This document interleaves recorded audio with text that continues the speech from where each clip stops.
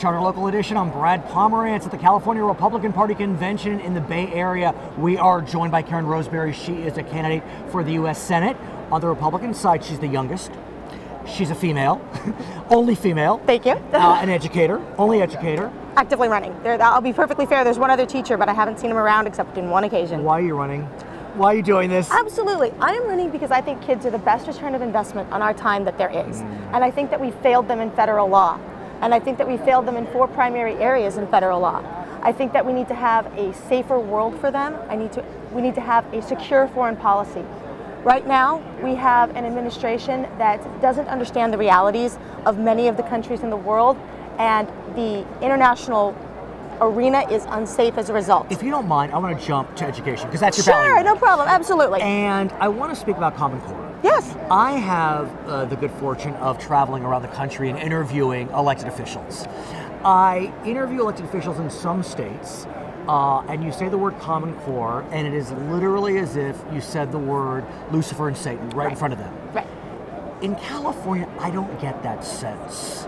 I don't get the sense that Common Core are fighting words, but you have concerns about it. I do have concerns. The 3 primary concerns that I have with Common Core is that the federal government doesn't belong in education. But it's not the federal government. It's the state governors that signed on. Well, yes and no. The curriculum was originated on a federal basis that states could go ahead and then sign onto, and they were leveraged by federal money. If they wanted federal money, then they kind of had to go ahead and accept this. I agree, and that's part that's a common formula. Right, but that's one of the concerns that I have about the tremendous involvement of the federal government in education. But isn't it just general standards? It's not curricular dictates. Yes and no. Here's the problems with this, okay? Because I have some curriculum issues as well.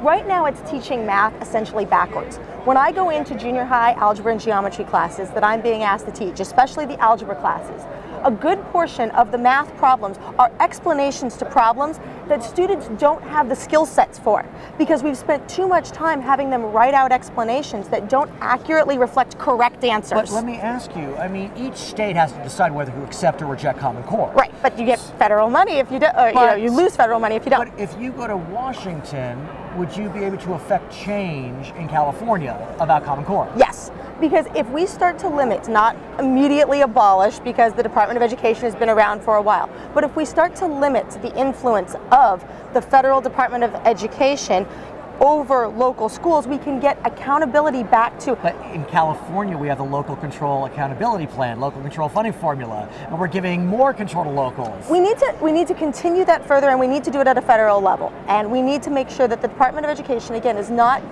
kind of coercing school districts and states to behave in certain ways. And so the E in my Save the Future plan is educational excellence, and it works by having parents, teachers, local school boards far more involved than they currently are. Admittedly, California is working towards having some charter schools and local control. And we're seeing some of that, but we're not seeing it at a federal level, and we still see a tremendous amount of federal influence in our public schools, and that needs to be further limited. Why? Is it wrong to have national standards just for argument's sake? Sure. It's not the standard that's the problem, it's the manipulation, the use of money for power, and the control.